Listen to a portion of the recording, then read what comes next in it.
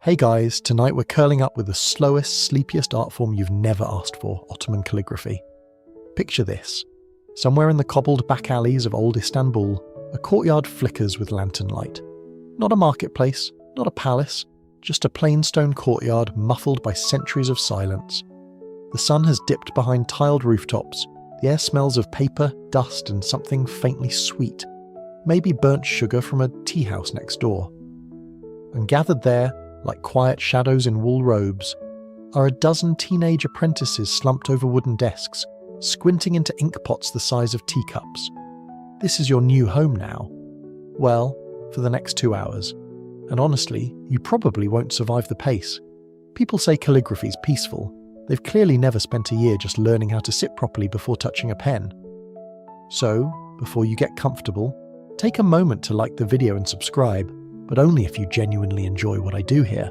It really helps more than you'd think. And hey, let me know where you're listening from and what time it is there.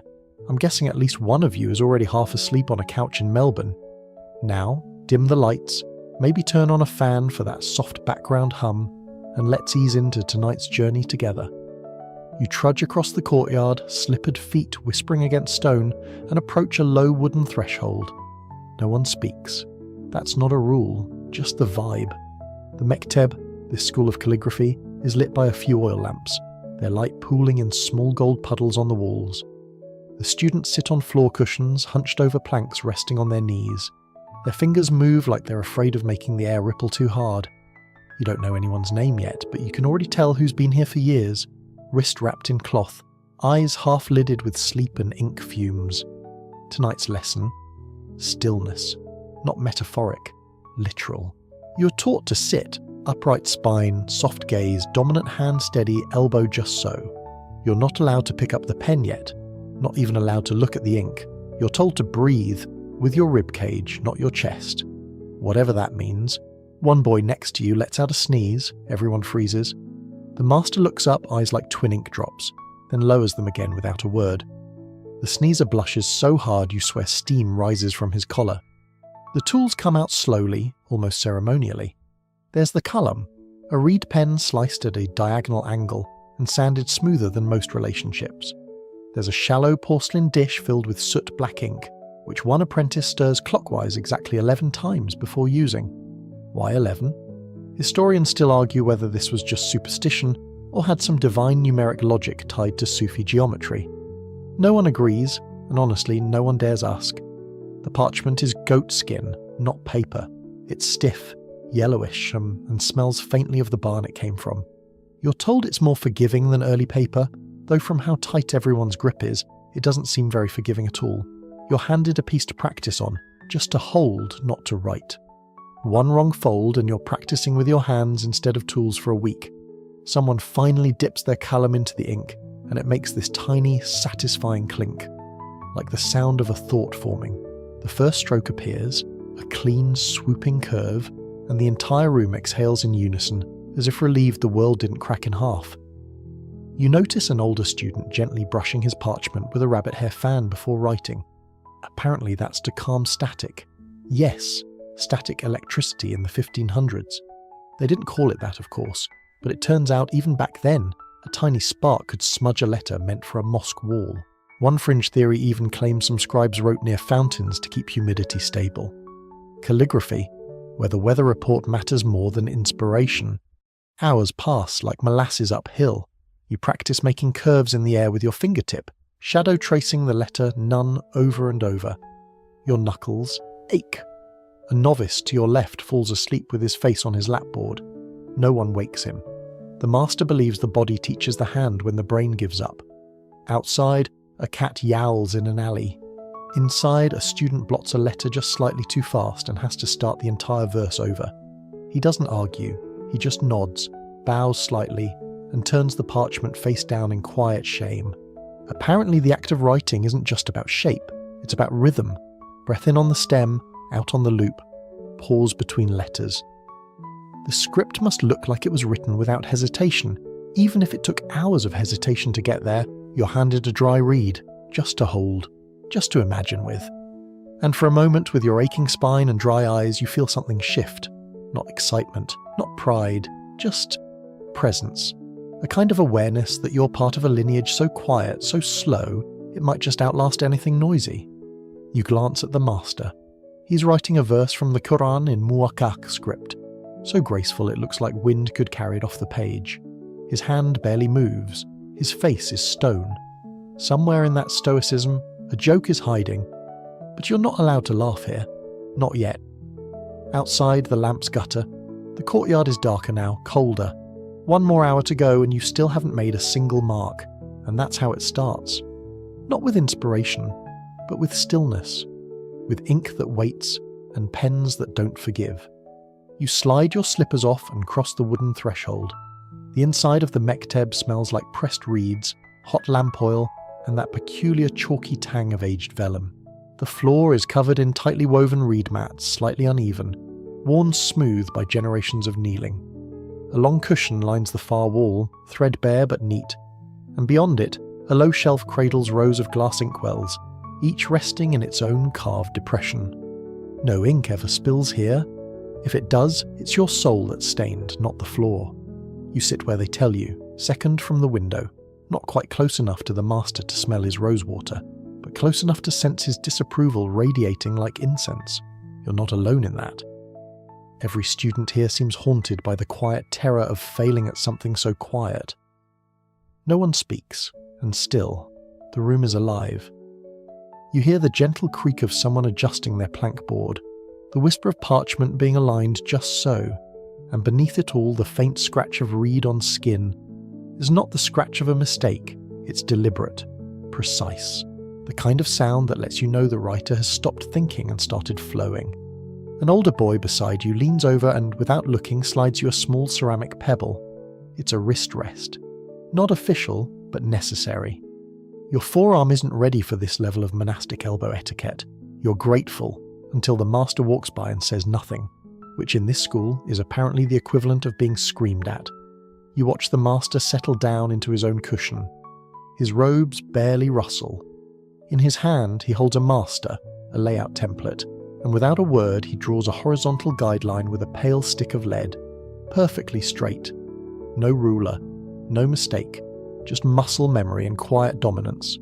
Still, he mutters finally, we begin.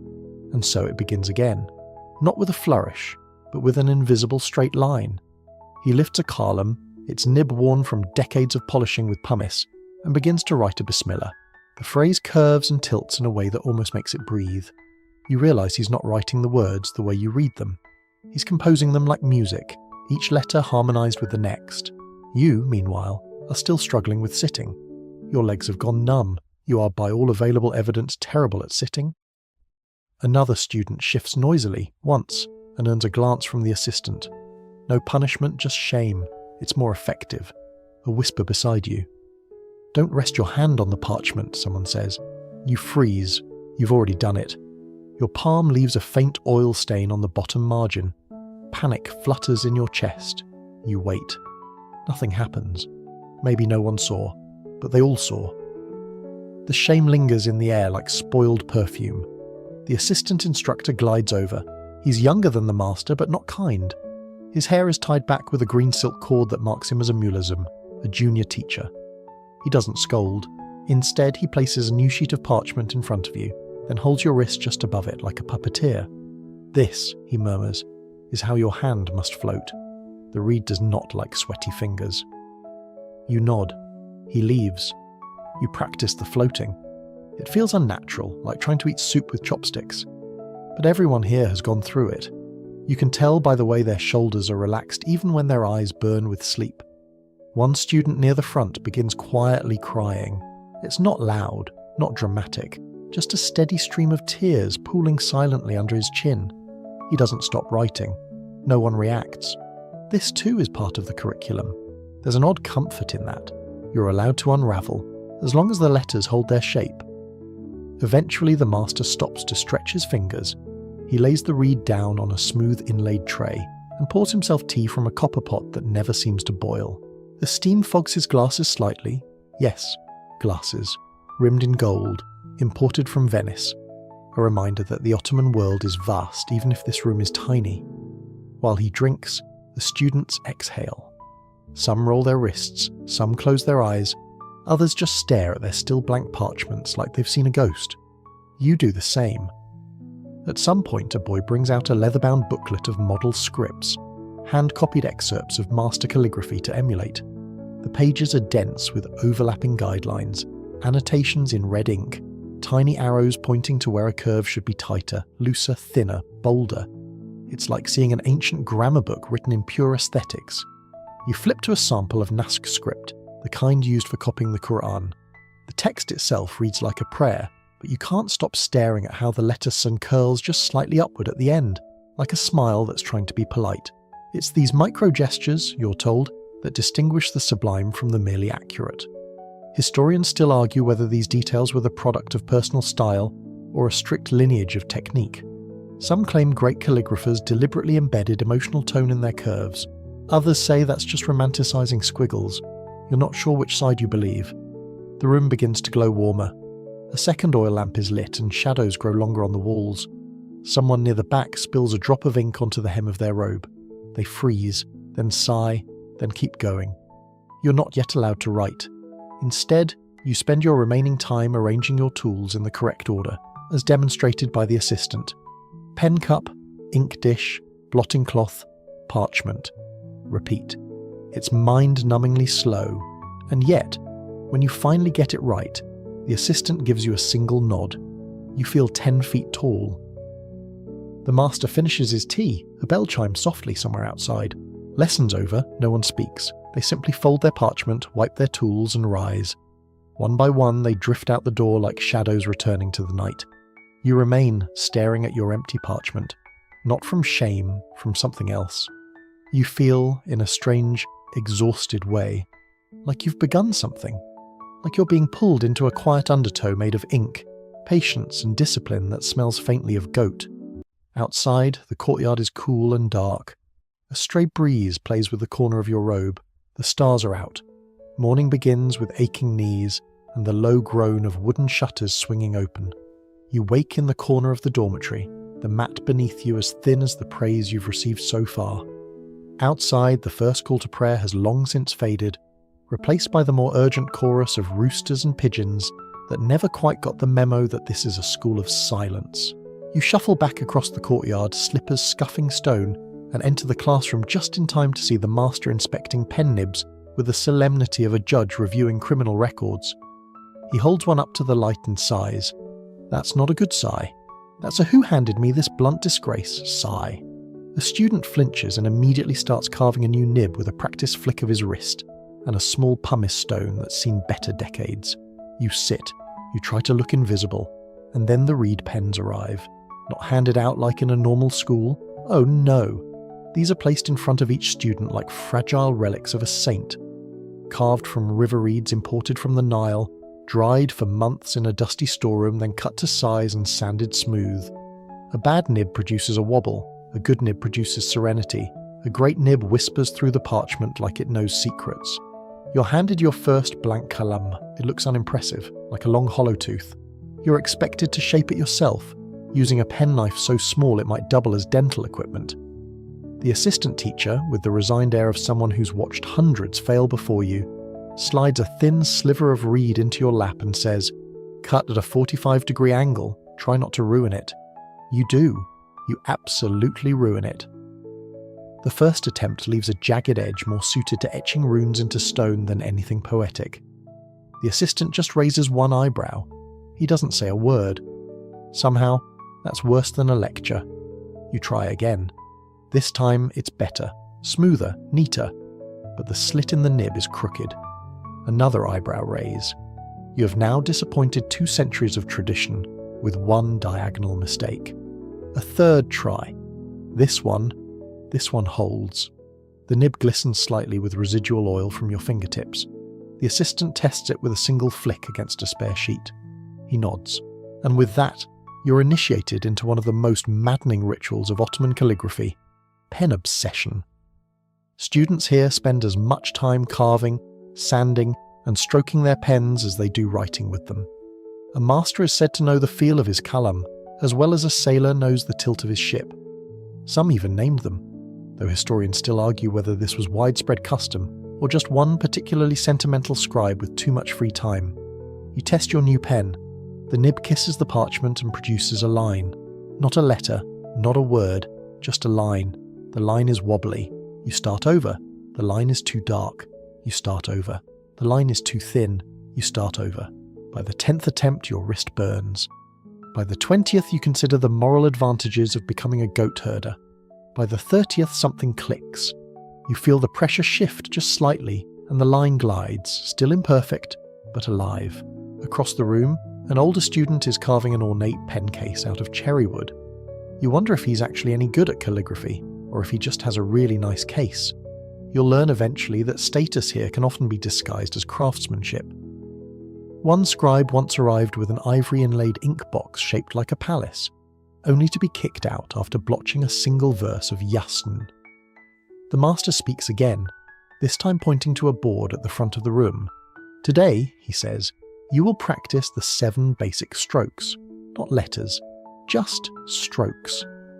Because in Ottoman calligraphy, letters are not building blocks, they're dances, and you don't start a dance by improvising. You start by learning how to move your feet. You mimic the strokes, the downward curve, the upward flick, the diagonal with the hidden loop. Some are long and sweeping, others tight and tense. You repeat them again and again. The ink dries on your knuckles before it dries on the parchment. Someone sneezes. Again, the same boy as yesterday. He gets a cloth thrown at him. The room feels warmer now, though the fire hasn't been lit. Maybe it's the friction of hundreds of silent failures rubbing together. Maybe it's just you. After lunch, bread, olives, and a boiled egg that could double as a hammer, you return to find a senior student demonstrating how to test ink consistency. He dips his reed and holds it sideways, letting a drop fall onto a small dish of water. If the ink spreads too fast, it's too thin. If it sits like a lump, too thick. If it blooms just once, like a flower opening and stopping mid-bloom, it's perfect. You try the same, your ink blobs. You add water. Now it runs like soup. You whisper an apology to the dish and start over. A quirky fact floats through your mind. Some Ottoman inks were scented. Not for luxury, but so that the scribe would remain calm while writing religious texts. Lavender, rose, even musk. Apparently calligraphy was also aromatherapy. You make a mental note to request jasmine tomorrow. Hours pass. The room darkens. The strokes grow smoother, steadier. You lose track of how many you've made. 50? 70? One looks beautiful. Not objectively, just better. You hold it up to the lamplight and see how the ink glistens in the grooves of the parchment. It catches like a frozen wave. The master walks by. He says nothing. But he doesn't take your pen away either. And that tonight is enough. The oil lamps are dimmed low tonight, and the air feels thick with ink fumes, sweat, and quiet desperation. You slide into your now familiar cushion space, muscles sore from yesterday's pen-carving marathon, only to discover your next trial is one that has broken stronger minds. Writing the letter Ain, there it is, drawn huge on the demonstration board by the master's own hand. Ain, the letter that looks like it's simultaneously laughing at you and daring you to try. It's a shape that seems innocent at first glance, a simple loop with a descending tail. But that's how it gets you. The real trouble isn't in drawing it. The real trouble is surviving the process of learning how not to draw it badly. You dip your reed pen in ink and try to mimic the curve. Your first attempt looks like an angry potato. Your second attempt, worse. It resembles a duck mid-collapse. The assistant teacher walks by and hums quietly. It's not approval. It's a sound they make when they're disappointed but can't be bothered to say so. You try again, then again. You whisper to yourself, "It's just a curve. It's just a curve." But the reed drags, the ink splatters, and you start to wonder if this letter was invented purely to test mortal patience. The kid next to you mutters under his breath and then immediately bites his own tongue in penance. No one curses here. They just sigh with increasing volume. An older student leans over and whispers a secret. Ain has 3 moods. You have to catch it in the right one. You nod solemnly like that makes sense, even though you have no idea what that means. But later, as you sketch the shape for the 50th time, you begin to notice it does have moods. Sometimes it curls like a quiet question. Other times it slumps like it's had a long day. Your best attempt so far looks vaguely apologetic. Historians still argue whether the difficult forms like ain and sad were made this intricate by intention, to slow down the writer's mind, or if they simply evolved that way through centuries of artistic stubbornness. One theory suggests Ottoman scribes deliberately emphasized these difficult letters so students would have to slow down, both physically and spiritually. You pause to rest your hand, fingers stained, joints aching. You've only written one actual letter all evening, and it still looks like something you'd find scribbled by a sleepy chicken. And yet, when the master passes your station, he doesn't take your parchment away. Instead, he dips his own pen, draws a perfect hein on the edge of your page, and taps his knuckle once against the margin. A nod.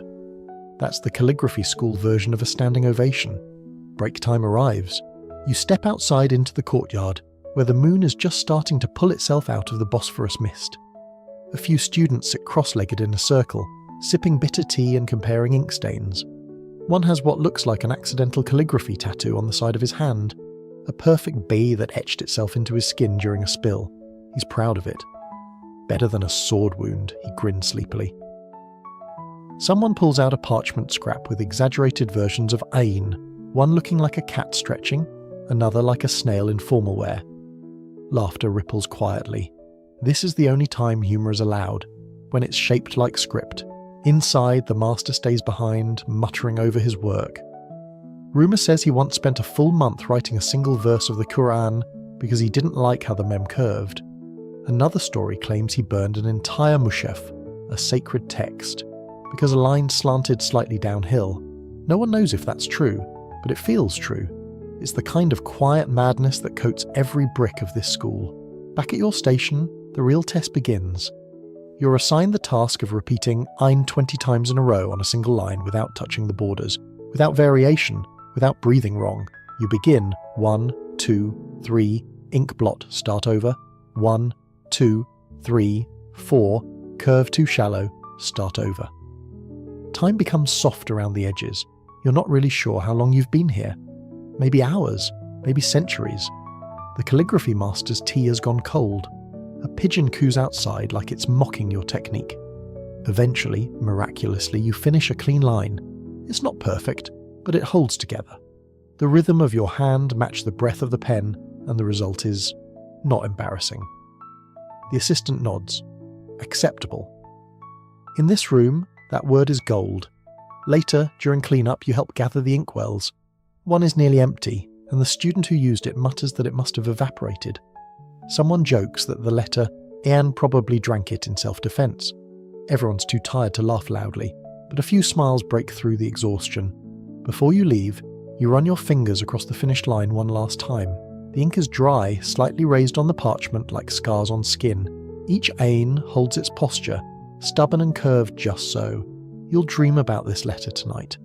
You're not sure if it'll be a good dream, and yet you realise this is the slow seduction of the art. The way a single letter, maddening and tiny, can occupy your entire being. The way ink becomes ritual. The way perfection isn't a destination, but a rhythm you might catch if you sit still long enough. The lamps flicker. Someone snores softly. A final rustle of parchment signals the end of the night. You'll try again tomorrow. It's like ain, but angrier. The master walks in before the lamps are even lit, robes swishing with authority, and eyes already locked in that peculiar stare of quiet judgment. You don't dare look up. You can feel it on your neck like a hot teaspoon. No one says good morning. In this school, mornings arrive with ink and silence, not greetings. Today's lesson begins not with instruction, but with inspection. The master moves from student to student, glancing over yesterday's pages. He doesn't speak. He simply raises or lowers his eyebrows like an old-world semaphore system of despair. Then he arrives at you. He lifts your parchment. You brace for the sigh, the disappointed sort that sounds like a prayer for patience, but instead he squints. His hand hovers over one of your ains. A pause, then a grunt. That's an honour, actually. A grunt is 2 notches above a sigh and just below a nod, but don't get comfortable, because now comes the part no one warns you about. Interpretation. The master unrolls a scroll and pins it delicately to the front board. It's a centuries-old example of a helie, a calligraphic portrait of the Prophet Muhammad using textual description rather than imagery. The curves are so fluid, the letters so tight and precise, it looks less like writing and more like water deciding to spell. You and the others are instructed to copy a single word from it, Rama, meaning mercy. It has 5 letters. But 5 letters in Ottoman calligraphy is not 5 movements, it's 32. You must change pressure, angle, speed, even breath dozens of times. If your wrist so much as twitches, you ruin not just the word but the mood. The assistant teacher hovers, eagle-eyed, over your shoulder. His presence doesn't help. You start your first try. The ra curves smoothly. The ha, your old nemesis, wobbles slightly but stays intact. By the time you reach the final aleph, you're shaking. He grunts. Lower than the master's grunt, but still not a sigh. You are, it seems, making progress. Then it happens. The master strolls to the front and picks up a piece of chalk. He draws a ray on the blackboard, but not the one you've been copying. It's tilted, asymmetrical, with an extra tail. This, he says dryly, is what happens when your pen doubts you. The room laughs nervously. You must write, he continues, as if the letter already exists, and your job is only to reveal it. If you hesitate, the letter resists. It becomes ugly. It glares at you. And now the real terror begins. Expression. Up to now, you've been focused on form. Now you're told that form is not enough. Your script must show intention. The curve of your MIM must reflect restraint.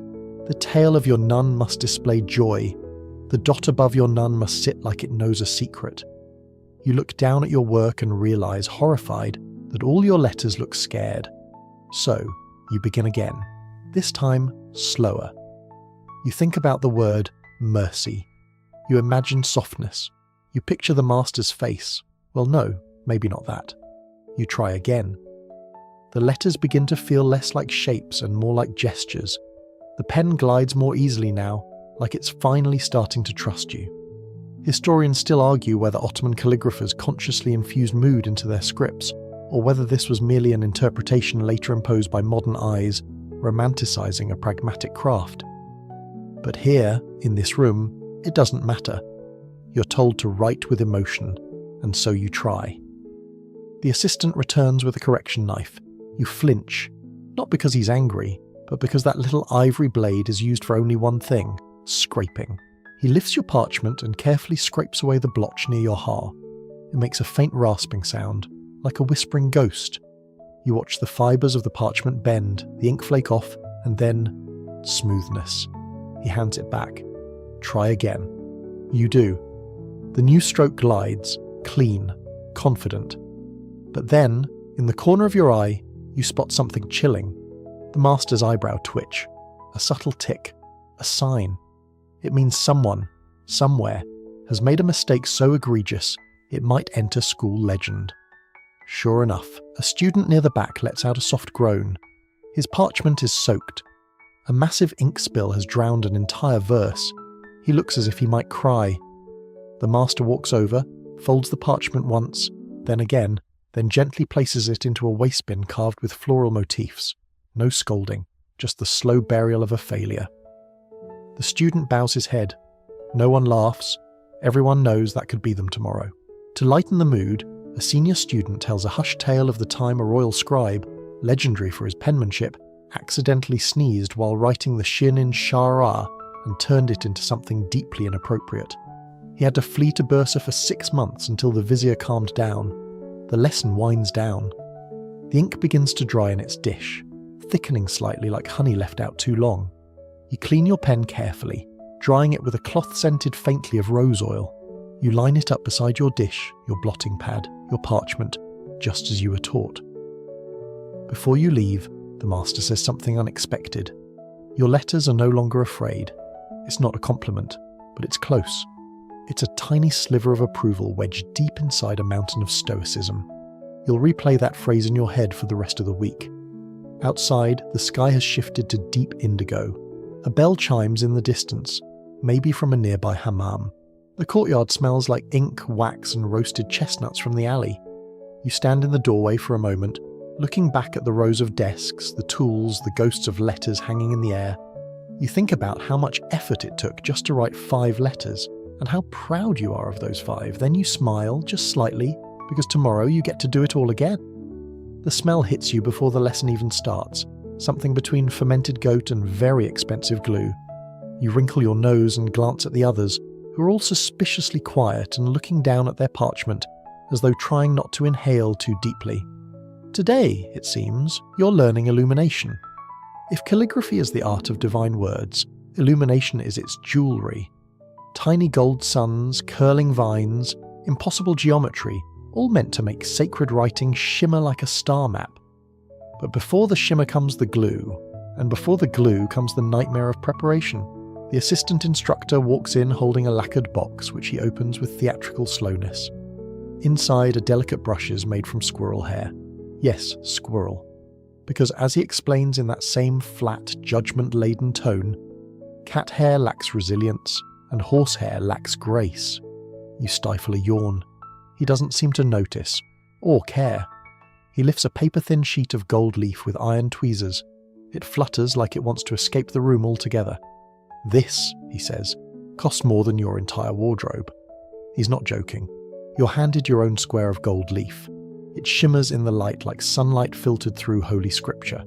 You immediately tear it by breathing too close.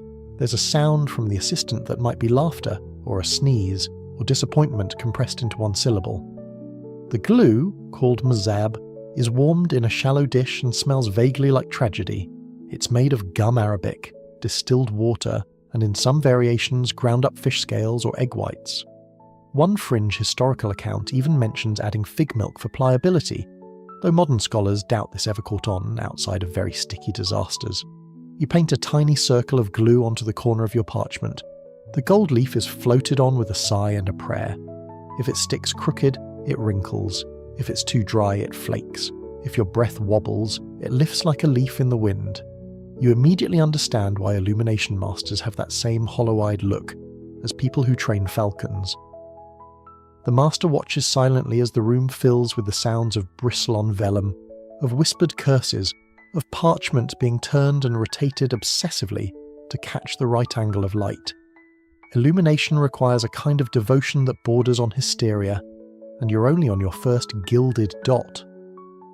Across the room, someone gasps. A senior student has completed a shamsa, a radiant sunburst, surrounding the Bismillah at the top of the page.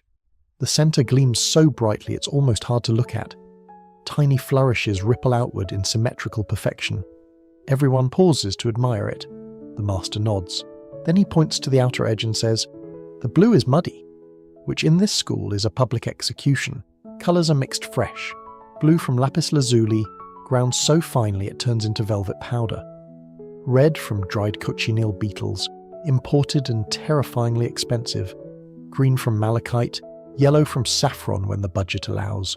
It's like painting with crushed gemstones and culinary secrets. Your own pigments are humble. Soot black, walnut brown, and a kind of faded rust. You mix them in your dish with a bit of gum and water, testing consistency with the back of your brush. A dot of colour on the blotting pad blooms softly. Good enough. You lean in to paint your first leaf. Just one, curling around the letter kaf. The brush barely touches the surface. You hold your breath. The pigment flows. For one glorious second, everything is perfect. Then your hand twitches. The line wobbles. It's barely noticeable, just a slight shake, but you notice, and so does the assistant. He walks past, muttering, "Let the leaf breathe." That's all he says. But somehow it ruins your next 3 attempts. Historians still debate whether Ottoman illuminators worked from detailed blueprints or just freestyled around the script. Some claim there were hidden symbolic patterns embedded in the gilding. Others argue that most floral motifs were just an excuse to hide mistakes. You decide it's probably both. At break, the courtyard is filled with exhausted students fanning their faces with blotting cloths and blowing gold dust off their fingers. One boy is gently picking squirrel hairs out of his tea. Another shows off his failed design, which now looks like a weeping onion. You all nod respectfully. It's still better than your attempt. A senior student recounts the tale of an illuminator who lost control of his brush during a royal commission. Instead of panicking, he turned the mistake into an elaborate peacock feather. The Sultan loved it. Commissioned 30 more pages. The man retired with a pension and a gold-trimmed robe. That's the dream. Back inside, you make one last attempt. This time, you pause before placing the gold. You exhale slowly, you let the glue settle. The brush touches the edge just once, just enough to coax the gold into stillness. And there it sits, a perfect circle, glowing quietly, no wrinkles, no tears. You feel it before you even see it. The balance, the stillness, the way it doesn't try too hard. The master stops behind you, doesn't say a word. He simply presses his ink-stained finger gently to the corner of your parchment, leaving a faint smudge, his version of a signature. And then he moves on. You sit there a while longer, letting the gold dry. Outside, dusk falls. The pigeons are silent. The sky's painted with the same tones you just crushed into dust. Soft rust, gold, and blue. You finally understand why this art takes a lifetime, because even one mistake can glow forever. Tonight's lesson begins with an empty inkwell. Not metaphorically empty, literally empty. You sit down, uncork your little ceramic pot, and find nothing inside but the stubborn smell of yesterday's effort, burnt almonds, charred pine soot, and disappointment. You wave over the assistant who glances inside, squints, and then mutters the most dreaded phrase in Ottoman calligraphy, "Make more." And so begins the ritual of ink making, a task that combines the precision of chemistry with the emotional volatility of performance art. You're escorted to a corner of the mekteb where a low, soot-darkened table sits under a vented hood. There, an older student is already crushing burnt almond shells with a mortar and pestle, like he's trying to punish them for past mistakes. The base of the ink is soot, and there are many kinds. Almond soot makes a rich brown-black, pine soot gives a colder blue undertone, and olive oil soot. Well, it smells fantastic, but it's infamously temperamental. You pick almond, because it's the only one not already claimed by the seniors. Into a bowl, you scrape the fine black powder, mixing it with water that's been left to sit for 2 days, to let the bad mood evaporate, one student jokes. Then comes the binder, gum arabic, scraped and soaked until it becomes a clear, sticky syrup. It looks like honey and smells like medicine. You stir the mix slowly, watching as it becomes the thick, glistening fluid you'll soon spill all over a very expensive piece of parchment. The consistency must be exact. Too thin, and it feathers on the page. Too thick, and it gouges the fibres. You're aiming for something that pours like silk but clings like memory. There's a technique to testing. Dip a pin in the ink and drop a single bead onto a slope of clean parchment. If it rolls, it's too thin. If it just sits there like a lump of regret, it's too thick. Your first test drop skids across the parchment like it's running for office. You sigh, add gum, try again. The ink slowly darkens to a deep, soft black. Not harsh, not shiny, just weighty, like it knows how to keep a secret. You carry your filled inkwell back like a sacred relic, cradling it with both hands. On the way, you pass the spot where someone once sneezed mid-stir and accidentally invented an ink pattern still studied today. At least that's the story. Historians still argue whether that splotch was intentional design or a moment of panic preserved forever. Back at your cushion, you prepare the writing space with the now familiar rhythm. Pen, cloth, dish, parchment. The ink waits, warm and gently fragrant. You dip your reed, exhale, and begin. The first line flows. It's a simple phrase. Alhamdulillah. Praise be to God. The letters glide across the page in a quiet procession. The fresh ink is obedient, confident. It clings to the fibres just enough to give each stroke that velvety fuzz at the edges. What the master calls the breath of the page. By the second line, your reed is clogged. You forgot to filter the soot. Classic mistake. You clean the nib with a dry cloth, muttering under your breath. Nearby, another student is trying to darken his ink by heating it gently over a flame. It smells incredible for a moment, until it burns. He panics. Ink boils over. It bubbles like a tiny cauldron and hisses onto the stone floor. The assistant walks by, raises one eyebrow and says, "Your inspiration has overheated." Back to mixing. You try again, this time adding a pinch of vinegar, a fringe trick whispered between apprentices that allegedly stabilizes the mix. No one knows where the idea came from. Possibly a bored monk, possibly a very confident chef. This time, the ink behaves beautifully. You complete an entire verse. Each letter holds shape. The spacing breathes. The nuns don't sulk, the lamellifs stretch like cats in the sun. Even the notoriously chaotic Essen manages to avoid its usual drama. You pause to admire your work. It's calm. Not perfect, but calm. Then, a droplet. Not ink. Sweat. From your forehead. It lands on the edge of the parchment, smearing the final letter just slightly. You whisper something that's almost a curse, but stops halfway through out of respect for your surroundings. You've heard the legends. Masters who trained themselves not to sweat, who used hand fans carved with Quranic verses to keep both the body and the soul cool. Some call that a myth. Others swear it's all in the breathing. You're just wondering if there's a shortcut. You dab the page with a cloth. Damage controlled. Barely. The assistant walks by, pauses, squints at the blot, and then, mercifully, says nothing. Tea is brought in, sharp and minty. You sip, hands ink-stained, tired, but lighter. Another student passes you a slip of parchment with a joke written in elegant Ruka script. Ink is just thoughts we let out too slowly. You laugh. Quietly, of course. Everything here is quiet. By evening, you've refilled your inkwell 3 times. Your wrists ache. Your knees have turned into gossiping joints. But your page glows with completed lines. The fresh ink has dried to a soft, deep brown. Not flashy, just honest. You cap the inkwell, wipe the nib, arrange the tools just so. As the lamps dim, the master walks to the front of the room. He says only this. The ink was good today. You feel it in your chest like a blessing, and outside the stars blink into view. Tiny specks of light on a dark sky, like gilded accents on the parchment of the world. The morning light filters in like a half-hearted apology for yesterday's exhaustion. The courtyard is slick with dew, and your slippers squish softly as you cross to the mekteb. You're not entirely sure what day it is anymore. All time has become measured in pen angles, ink thickness, and how many millimeters your lamb slants leftward before triggering a spiritual crisis. Today's lesson doesn't begin with ink or gold or even the pen. It begins with an argument. 2 students, both senior, both equally exhausted, are whisper fighting near the window over something that, at first, sounds like gossip. But as you tune in, you realise it's much worse. It's a debate over script style. Nask is the root, one hisses.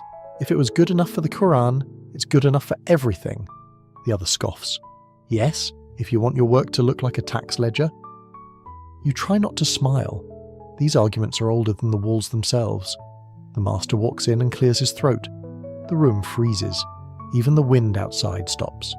He walks to the board and writes one word, hikmah or wisdom, in 3 different scripts. Nask, Thuluth, and Talak. Each version feels like a different personality. The Nask is neat and humble, its curves tidy and unassuming. The Thuluth is large, dramatic, almost theatrical, with bold loops and high flourishes. The Talk is slanted, fast, like someone's writing while leaning out of a moving carriage.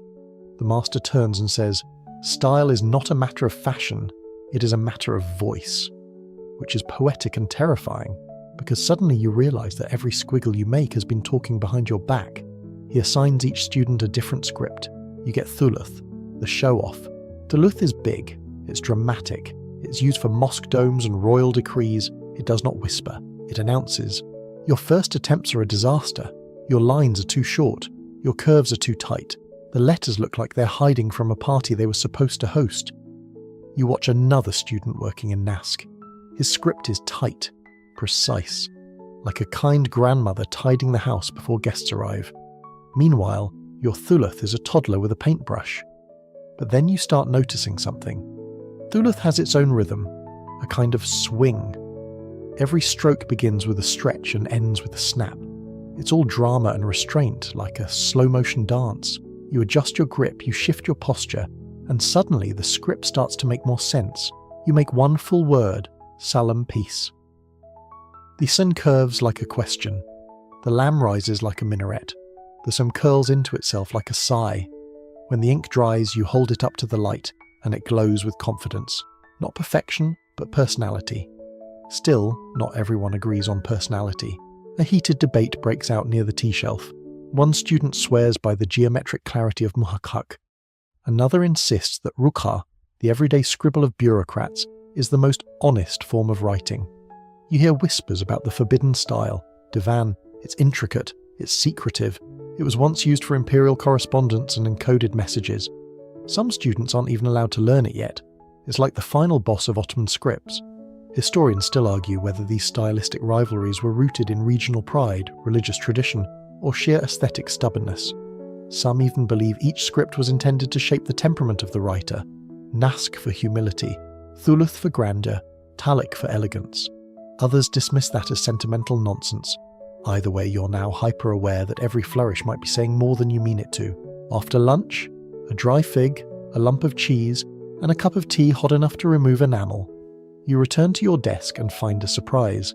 A practice scroll. It's your first one. Not a single line anymore, but a full layout. You're instructed to copy a hadith, or prophetic saying in your assigned script. It spans 4 lines, each one separated by ruled guides in faint grey. You blink, heart thudding. This is it. This is the real thing. You dip your pen. The first letter flows. The second one falters. The third one, you blot. But not much. You keep going. Each line feels like a negotiation between your hand and the page. The ink dries unevenly in places, but the spacing holds. You reach the bottom. You finish the final word, Muhammadan, and lift the pen. It's done. You lean back. Your spine protests. Your knees crack, but the page glows. The assistant appears silently. He studies the scroll, then points to the 4th line and says, "This heart is too heavy," and that's it. And that's the only criticism. You feel like you've been knighted. Before evening prayer, the master speaks one final time. He holds up 2 pages, one in Naskh, elegant and clear, and another in Thuluth, flamboyant and wild. He says, "The script you choose does not matter. What matters is that it no longer trembles when you touch it." And just like that, you realise something strange. Your hand doesn't shake anymore. The courtyard smells faintly of steeped mint and overboiled ambition. It's break time, but no one's really resting. Not properly, not in a place like this. Around you, students are sprawled across benches and cushions, parchment tucked under arms like exhausted infants. A few sip tea. One stares blankly into the distance, as if he's trying to remember what his own name looks like in Naskh. Another pokes listlessly at a blister on his palm, worn raw from hours of ink-wielding death grips. You sit cross-legged in the shade of an old fig tree and watch as a pair of older students argue. Not over pen nibs or ink thickness this time, but about a letter form that most people barely notice. The letter Ha. One claims it's elegant, the other swears it's vengeful. You're not sure which side you're on. It depends on how much sleep you've had and whether your pen is behaving. Someone offers you a sesame biscuit. You take it gratefully, even though it tastes like wood glue and regret. The tea, at least, is warm and sweet. This is a moment of calm in a life that's anything but. The courtyard, for all its worn stone and dusty corners, has become a kind of soft reprieve, an island of murmured jokes and shared failure. It's here that you realise the calligraphy students are not just surviving this school together, they're surviving each other. One boy recounts how he once spilled walnut ink on the hem of his prayer robe, then tried to pass it off as decorative staining. Another says he once drew an entire page upside down by accident, but the assistant teacher was so sleep-deprived he didn't even notice. You all laugh, not loudly, but with the kind of weary relief that comes from knowing nobody's perfect. Not even the guy who once bragged he could dot any jam with his eyes closed. Someone tries it. It goes poorly. The conversation shifts to a familiar debate, whether care is inherently smug, or if it only looks that way when written by left-handers. This is obviously nonsense, but no one corrects it. These small debates are what keep your brains from melting under the weight of all this sacred geometry. Historians still argue whether these apprentice circles existed in every school or were unique to certain regions. Some letters from the era describe vibrant courtyard culture full of camaraderie and mischief. Others mention nothing but silence and study. It's possible, as always, that the truth lies somewhere in the middle, between the teacup and the brush holder. After the break, it's back to the mats. Today's assignment is deceptively light. Copy a single verse, but copy it 30 times. 30. Same size, same spacing, same everything. The repetition isn't about memorization. It's about transformation. You begin. The first few attempts are rough. Your ein leans too far, your nun is top-heavy. By the 7th repetition, you begin to fall into a rhythm. Not perfect, but hypnotic. By the 15th, something strange happens. You stop thinking. Your hand moves on its own. The pen flows. The letters emerge not from effort, but from something else. Some place beneath the part of you that worries or plans or second guesses. It's like walking a familiar path with your eyes closed, guided only by memory and breath. A few feet away, another student stifles a yawn so huge it makes the assistant squint disapprovingly.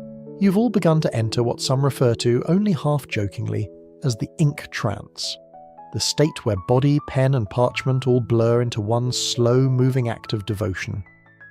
You glance up at the master, seated in the far corner. He's not even watching you. He's writing something of his own, a long phrase in Talku, slanted and breezy. The kind of script that feels like it's always about to fly off the page. You wonder what he writes when no one's looking. Letters to God? Poems? Grocery lists that look like verses from Rumi? After your 23rd copy, you take a brief pause. Your hand cramps, your back protests. But when you look at the scroll in front of you, you notice something quiet but monumental. The letters don't just match. They breathe the same way. The spacing is even. The angles flow. The dots are aligned like stars in a prayerful constellation. You're not done yet, but for the first time since you arrived, your script feels less like effort and more like presence. You glance at the student beside you. He's rubbing his eyes with ink-stained fingers, mumbling about how his heart keeps collapsing in shame. "Give it tea," you mutter. He snorts. "I tried. It spit it back." This is what the courtyard break does. It turns inked-up zombies into people again, if only for a while. You finish your 30th copy just before sunset. The last letter curls into the parchment like a final exhale. The assistant walks by, picks up your page, flips through it in silence. Then he says, in a tone that barely conceals surprise, "It's consistent." You blink. He walks away. That's it. That's the praise. And yet, it feels like you've just won a tournament. Outside, the sky blushes pink and gold. The fig tree rustles softly, and the mekteb settles back into its usual hum. The sounds of pens rinsed, parchment stacked, back stretched, quiet yawns politely stifled. You think again of Ha. Is it elegant? Is it vengeful? You decide it doesn't matter. Tonight, it was your friend. There's a phrase the master sometimes mutters as he writes. So softly it slips past most ears. Every curve is a prayer. You finally ask about it during an evening lull, when the classroom has gone quiet and even the oil lamps seem too tired to flicker. He doesn't look up from his parchment. He just replies, "Words guide the mind, letters guide the soul." That's today's lesson. Not how to draw, not how to space or dot, but how to mean what you're writing, even when the meaning has no words. Tonight, you're given a short verse, "Wa huwa ma'akum," and he is with you. Just 4 words. But each one, you're told, must be shaped like it's aware of being watched. You start with wa, the conjunction. Just a curve and a dot, yet the master insists it must feel like a quiet reach, a hand extended. Your first attempt is too stiff, the second too dramatic. The third looks like it's unsure about everything, including itself. On the 4th, you loosen your fingers. You let the pen lead. The curve comes naturally and the dot falls as if by gravity. It's the best one yet. The next word, huwa, he. It starts with ha, a letter that can look either peaceful or panicked depending on your wrist. You focus on the breath between strokes. You remember the assistant's advice from days ago, don't make the letter, let it show itself. It begins to feel less like writing and more like listening. This isn't uncommon. Historians often note that Ottoman calligraphers spoke of their work as devotional, almost liturgical. The repetition of sacred texts, especially the Bismillah or the 99 names of God, was believed to be as spiritually valuable as spoken prayer. Some went further. One calligrapher claimed he refused to write when his heart was unsettled, for fear the letters would reflect it. Another supposedly wrote an entire mushaf, over 600 pages, without once breaking his ablution. Is it true? Historians still argue. But in this room, it's less about fact and more about faith. The word ma'akum, with you, comes last. It's long, loopy, and quite frankly annoying. You struggle with the spacing. The ein tries to dominate the line. The kaf looks lazy, but eventually the letters begin to sink. The word bends softly across the parchment, no longer resisting. You lean back and stare at the finished phrase. It glows faintly, the ink still fresh, the letters gently arched like they're bowing in prayer. It's quiet, not perfect, but reverent. You're told not to write another tonight, just one. That's enough. Because this wasn't a practice session, it was a kind of worship. During break, the courtyard is quieter than usual, no ink jokes, no debates about whether none is inherently unstable, just the soft clinking of teacups and the occasional yawn. One student tells a story about a manuscript said to be written by a dervish who entered a trance with every page. They say he wrote 100 times faster than normal, and yet every letter was flawless. Some think the story is allegorical, others claim the manuscript still exists, locked away in a forgotten corner of the Topkapi Palace. Either way, the idea of baraka, divine grace in art, is taken seriously here. Back in the classroom, the master speaks just once. The page is not yours, it belongs to the meaning. You think about that as you clean your pen. The letters you wrote tonight, simple, small, aren't just ink and curves, they're gestures, and if you're lucky, they echo. Later, when everyone's gone, you sneak back in. You sit alone in the golden hush of the mekteb and unroll your parchment again. The verse sits in the centre like a candle in the dark. You imagine how many times that same phrase has been written in this room, by hands steadier than yours, by hearts more practiced. You wonder if, perhaps, the letters themselves remember. You trace the edge of the kaf with your finger, not pressing, just feeling. The parchment is warm from the day's heat. The ink is dry, but it still shimmers faintly in the lamplight. Outside, the city exhales. A distant flute, the shuffle of hooves on stone, the call of a night bird you've never heard before. You close the scroll. And for the first time since arriving, you don't worry about tomorrow's assignment. You're not anxious about pen angles or elbow pain, or whether your Essen slouches, because tonight you didn't just write. You prayed. Tonight your hand trembles, not from nerves, but from pressure. Actual, physical pressure. The master has assigned you your first commission. Well, technically it's a practice commission, but still, it's a full-page layout. 4 lines of script in Nask meant to simulate a real-world request. Someone wants a prayer transcribed for display above a doorway. The imaginary patron is wealthy, pious, and very particular. You wonder who came up with that description. Probably the assistant. It feels pointed. The assignment comes with rules. You must center each line perfectly. The margins must be measured to the hair. The first letter must not dominate. The final stroke must not fade. No smudging, no crossing out, no stress. Easy. You're sweating through your robe. The materials have been laid out with ceremonial gravity. Your parchment is fresh, a pale, creamy vellum with a softness that almost feels inappropriate. Your pen has been sharpened again, so fine it could probably pierce a small insect. And your ink? Mixed earlier with the patience of a saint and the supervision of a very bored assistant. You begin with the layout. First, the muster or guiding lines. Drawn lightly with a lead stylus, these will keep your lines straight and evenly spaced. You measure with a piece of thread marked at intervals. A classic apprentice trick. The thread sags a little, and the assistant sighs without looking up from his tea. You get it right on the second try. Now comes the first line. Rabbi Yasir wala tu'asir. Oh Lord, make it easy, not difficult. It feels appropriate. You dip the pen, exhale through your nose and start the ra. It curves gently. The bay follows, then the doubled ya. You hold your breath through the word yasser, and by the end, your shoulders are somewhere up near your ears. It's clean. Not stunning, but clean.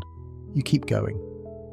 The second line flows more easily, though the ein into asir nearly unravels you again. You steady your hand, channeling every ounce of discipline you've gathered since arriving, and coax it into place. Halfway through the third line, disaster strikes. You smudge a letter. Just slightly. Just enough that the edge of the nun in Inaka blooms like a wet feather. You stare at it, heart pounding. It's not a blot, but it is a flaw. The assistant walks over. He says nothing, just crouches beside you, peers at the smudge, and gently takes your parchment.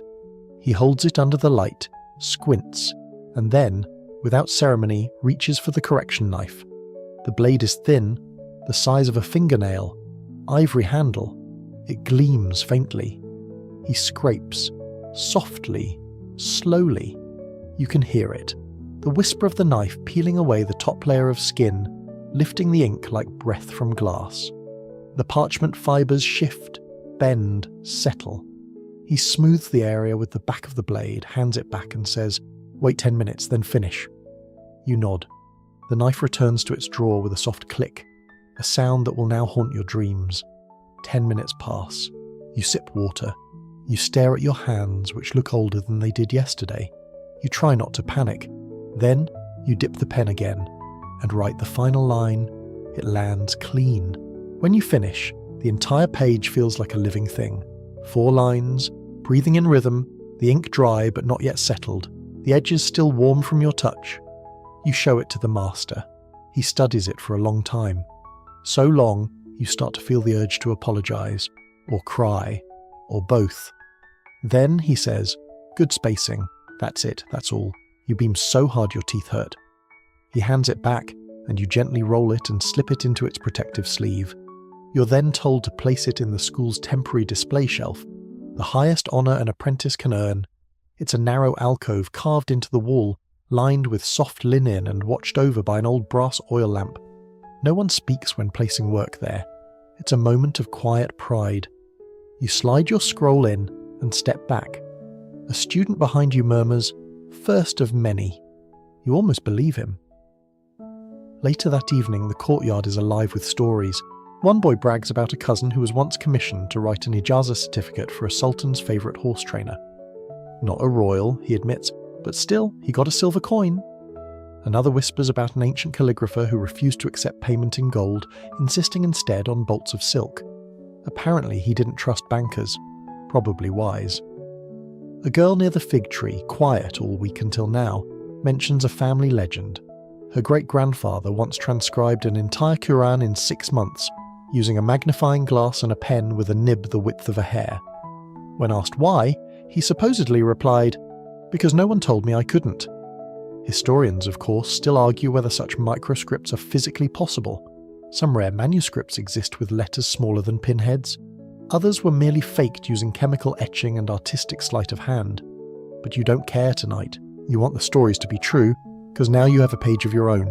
And it's in the wall, and maybe, just maybe, someone in 100 years will whisper your name too. The first thing you notice when you enter the room today isn't the parchment or the ink, it's the hush. Not silence exactly, more like reverence. A low, heavy stillness that settles into the cracks between voices, like dust in the spines of old books. Something is different. Then you see it. On the teacher's table, wrapped in a velvet cloth the colour of dried figs, rests a mushaf, a handwritten Quran, bound in gold-threaded leather, edges kissed with faint ash-blue illumination. It's not one of the school copies. It's not a reproduction. It's real. The assistant reverently unwraps it. You all crowd around, not too close of course, not with those ink-stained hands, but close enough to see the age-worn pages, the sheen of time sealed into every verse. Transcribed by Sheikh Hamdullah, the master says, as if that alone explains everything, and it sort of does. Sheikh Hamdullah, the grandfather of Ottoman calligraphy, a man whose name is practically whispered in italics, the one who formalised the style, who took the graceful nask and bold thuluth and gave them their Ottoman elegance, the one whose letters became the imperial style. They say he was so revered that Sultan Bayezid ordered all existing Quranic manuscripts to be destroyed so Hamdullah's could reign alone. Historians still argue whether this was true or royal exaggeration, but the fact that people believe it tells you everything. The mushaf is open to the middle. The script is tight, steady, unshaken. Not a single wobble, not a stray flourish. Each dot feels like it knows exactly where it belongs. And in the margins, names, stamped seals of previous owners, some famous, some forgotten. One you recognise from a story told on the very first night you arrived, about a scribe who died with ink on his fingertips, found slumped over this very book. It's like staring into a sacred mirror. You go back to your station differently after that. Not with more fear, but with more gravity. You now understand that every letter you shape doesn't just live on the page, it might outlive you. Your assignment today? Recreate a small passage from Hamdullah's style. Not an exact copy, you're not nearly qualified for that, but a gesture, an echo. You're given a sentence. فَإِنَّ اللَّهَ جَمَعٌ بَيْنَ الْعَبْدِ وَرَبِّهِ. Indeed, God unites the servant with his Lord. The assistant adds a whispery warning. No blotting today. You begin. The letters feel different now, as if they know you're handling something greater than you. You try to remember how Hamdullah shaped his ayn, gentle, not prideful. His lam alif, wide but contained. His nun, tightly curved like a secret being kept just barely. Halfway through the second line, you pause. The letters aren't just legible, they flow. The spacing makes your heart settle. The dots fall with the weight of certainty. The master walks past, stops and murmurs, "Let the script carry the meaning, not decorate it." You nod, you adjust, you continue. In the late afternoon, a new figure arrives. A visitor, elderly, stooped, beard flowing like snowmelt. He carries a wooden case carved with tulips and verses. Inside he reveals scrolls, thin, translucent, older than anyone in the room. Each one bears a different scribe's work, some from Syria, some from Baghdad. One, he says, came from a forgotten calligraphy school in Cairo, buried under sand for a century before being recovered from a merchant's trunk. The scrolls are unfurled carefully, one by one. And here, something odd happens. You begin to see the scribes themselves in the letters. One line curves anxiously, its loops tight, as though the scribe were working under pressure. Another flows so loosely it feels like a bird in spring. A third scroll shows shakier lines. Beautiful, but tender, maybe from an old man with trembling hands. The visitor says nothing, just lets the scrolls speak. And they do. You realise then what this art really is. It's not just transcription, it's autobiography. Every page ever penned contains not just words, but traces of hunger, of joy, of heartbreak, of belief. A scribe writing a prayer for a grieving mother doesn't shape letters the same way as one preparing a gift for a royal wedding, even when they try to hide it. Later, back in the courtyard, the students sit in silence for once. No jokes, no hay debates, just tea and the weight of what you've just seen. Someone finally breaks the quiet. Do you think our pages will survive? A pause, then another voice. Only if we fail less spectacularly. Soft laughter. Someone else adds, or if we make our failures beautiful. You think about your own scrolls, stacked in your satchel, some crumpled, some smudged, a few still clinging to modest dignity. You don't know if they'll survive, but you know, now, why it matters to try. Back inside, the velvet-wrapped mushaf is carefully returned to its case. The master looks over the room, his voice barely above a breath. You're not just learning to write, he says. You're learning to exist in ink. And tonight, for the first time, that doesn't sound absurd, it sounds true. The next morning starts with a surprise, and not the pleasant kind. You've barely stepped through the mekteb door when the assistant stops you with a crooked smile and 3 damning words. You've been selected. Selected for what? He doesn't answer. Instead, you're escorted to a separate room at the back of the building, rarely used and cloaked in rumours.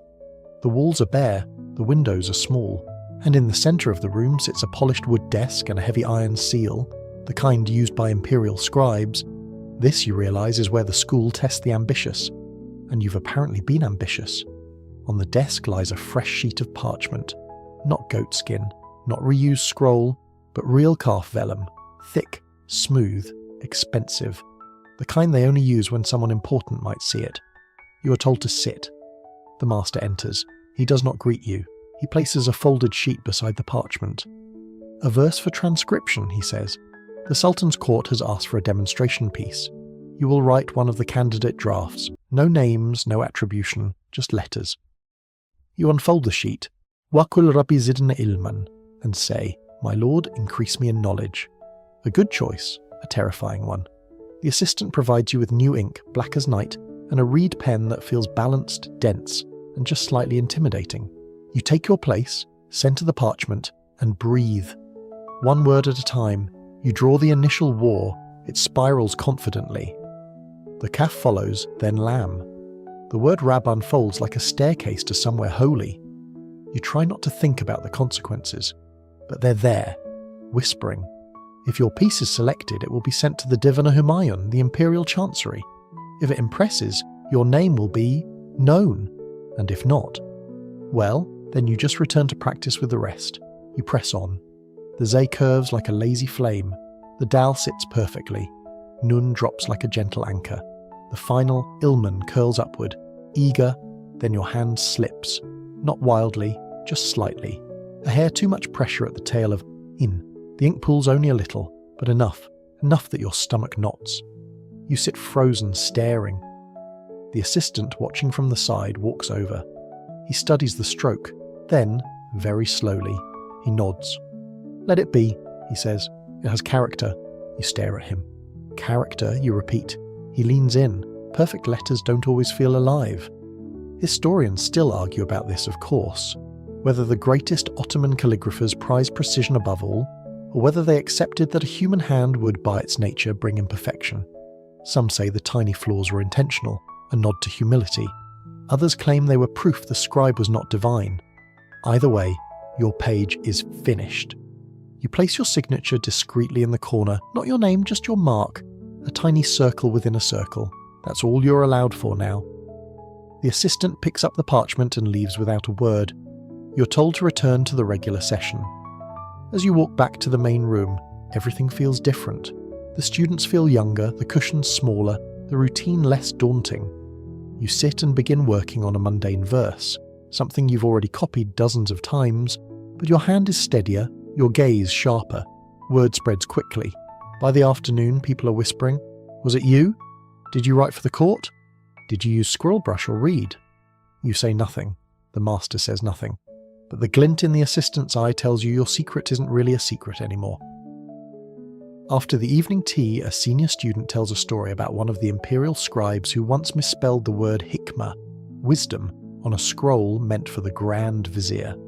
No one noticed for years. The error was only discovered during a restoration. By then, the scribe was dead. No one knew what to do, so they left it. As a tribute, or a warning, or both. You spend the rest of the evening cleaning your tools, not because they're dirty, but because it feels right. You rinse the nib with rosewater, pat it dry. You oil your ink dish with a drop of clove essence. You fold your parchment neatly, even the ones with blots, because now you understand what imperial scribes really do. They don't just write beautifully. They carry the weight of meaning. Every loop, every dot, every silent space between letters. It all matters. And as you drift to sleep under the high, domed ceiling of the dormitory, the phrase echoes through you, soft as breath on vellum. My lord, increase me in knowledge, and may my pen be ready when you do. The classroom smells like panic today. Not fear exactly, just the stale air of everyone realizing they've done something wrong but aren't quite sure what yet. You notice it in the way students sit stiffer than usual, in how the assistant teacher walks a little more slowly, carrying a cloth-wrapped bundle like it might explode. You're not given any instructions, just told to sit, wait, watch. Then the master arrives. He's not in a robe today. He's in a faded kaftan, sleeves rolled, expression unreadable. Without a word, he takes the bundle from the assistant and lays it on the front desk. The cloth is peeled back to reveal what appears to be a stack of scrolls, but not the usual ones. These are damaged. And not gently. Blotches. Torn corners. Ink splashes where ink never belonged. One has a full line missing, as if it was scraped too hard and erased into oblivion. Another is warped from damp, possibly tea, possibly tears. These, the master finally says, are mistakes. Everyone stares. It's like being shown the bones buried under your own garden. These were made by your predecessors, some recently, some decades ago, some by students who never finished their training. A pause. Then he smiles. Not cruelly, almost tenderly. You're not here to avoid error, he says. You're here to learn how to see it. Today, you're going to study mistakes. You each receive one of the flawed scrolls. Yours has what looks like a perfect composition, until you notice a bay that dives beneath the baseline so deeply it looks like it's trying to escape the page. Once you see it, you can't unsee it. The spacing collapses. The rhythm dies. It's off. You're told to copy it exactly, flaw and all. At first, it feels like cheating, like you're learning how not to write. But quickly, the lesson becomes clear.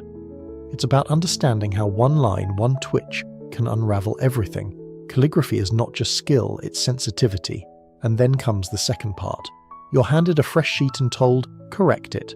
Not by erasing, not by scraping, but by adapting. You shift the spacing, you strengthen the tail of the previous letter to balance the droop. You curve the next line slightly upward to regain the visual weight. You patch the rhythm with grace. It's not invisible, but it's transformed. This is where mastery lives, not in avoiding flaws, but in bending them back toward beauty. Across the room, students wrestle with their own disasters. One struggles to rescue a composition ruined by an overzealous lamellif. Another tries to mask a blot with a gilded flower. The assistant passes quietly, watching. Occasionally he offers a one-word suggestion. Widen. Lean. Breathe. There's a legend among calligraphers that one master once spilled an entire inkwell across a commissioned page and instead of starting over, transformed the mess into a garden of illuminated blossoms. Historians argue whether it actually happened, or if it's just poetic cover for clumsiness. Either way, the moral holds. Ink, like life, rarely goes as planned. Later the master gathers you for a story. He speaks of a scribe named Mustafa al-Ruma, who served under 3 sultans and was known for letters so precise they were once mistaken for mechanical etchings. And yet, he had one quirk. He always made one tiny mistake, intentionally. A slightly off dot. A tail just shy of symmetry. Perfection, the scribe once said, is for the one who created the letters, not the one who copies them. The master falls silent. Then he lifts a scroll from the damaged pile and hangs it on the far wall. You recognize it. It's the one with the escape artist Bayar. But now it's mounted, framed in walnut, and lit by the afternoon sun. You see it differently, not as failure, but as witness. A moment of imperfection turned sacred. The master says, you will all make mistakes. You'll blot, you'll wobble, you'll forget what it even looks like halfway through writing it. But if you learn how to respond, your work will survive. You look at your own corrected scroll, it's not perfect, but it breathes, and tonight, that feels enough like victory. As the sun sets, you help roll up the scrolls, carefully, even the ruined ones, because now you understand the invisible mistakes, those quiet, almost beautiful flaws, are part of the story too. You don't notice her at first. She sits behind the carved lattice screen, half shadowed by a curtain and a stack of old scrolls, her head bent low over a desk you didn't know existed. You catch a glimpse only because you drop your ink cloth, and when you stoop to retrieve it, the lamplight shifts just enough to reveal her hands, small, ink-stained, steady. She's writing, with a fluidity that makes your chest ache. The assistant notices your pause. He says nothing, just follows your gaze, then leans close enough for you to catch his whisper. She's been here longer than most of us. You blink. A student? He gives the faintest of nods. And a master, just not the kind who teaches with speeches. That's all he says. Then he walks away. You don't ask more, not because you're uninterested, but because you've already learned how carefully silence is protected in this place. And besides, you suspect the answers are in her letters, not her biography. Later, you notice her again. She works mostly at night when the school is quieter. Her station is tucked behind a pillar, lit by a single oil lamp, and surrounded by tools so meticulously arranged it makes your setup look like a toddler's art project. She works in muhakkak, a heavy, sweeping script used for grand manuscripts. It's a demanding style, every line a tightrope, and yet her script floats. There's something both fierce and delicate in her strokes. You watch her finish a page with a final calf that curves inward like a sigh. No one interrupts her, not even the master. That night, the assistant tells a story over tea. He speaks of the few women who worked quietly behind the veil of Ottoman calligraphy's public stage. Some were wives or daughters of famous scribes, trained at home but never publicly acknowledged. Others, like Sharif Fatma Hanum or Esma Ibret Hanum, left behind work so refined that their gender became irrelevant, even to the critics. But history wasn't kind to all of them. Many names were lost. Some pages signed only with initials or anonymous symbols, and while historians today try to trace their hands through stylistic fingerprints, many still remain shadows behind the script. You ask, carefully, about the woman behind the pillar. She doesn't sign her work, he says. That's how she prefers it. Later, during illumination practice, you find a discarded scroll in the waste pile. Abandoned, but not ruined. The top corner is marked with a tiny, perfect tulip drawn in gold leaf, its stem forming a letter Fae. It's not standard, it's not familiar, but it's undeniably hers. You keep it, not to steal, just to study. You trace the tulip's curve again and again, trying to understand how she balanced flourish with restraint, curve with command. You try to mimic it on your own parchment, but your tulip looks like it's had a long day. You hide the result under your desk. That evening, while cleaning brushes, she walks past you, barely a glance. But she stops. You're pressing too hard, she says. Her voice is soft, precise, the kind that never needs to raise itself. You nod mutely. She continues walking. That night you dream of a script written in gold leaf and wind, spoken in a language older than memory. When you wake, you see a note on your desk, 3 words, written in her same looping hand. Let it breathe. No signature, no mark, but that's enough. In the following days, you start noticing her presence in small ways.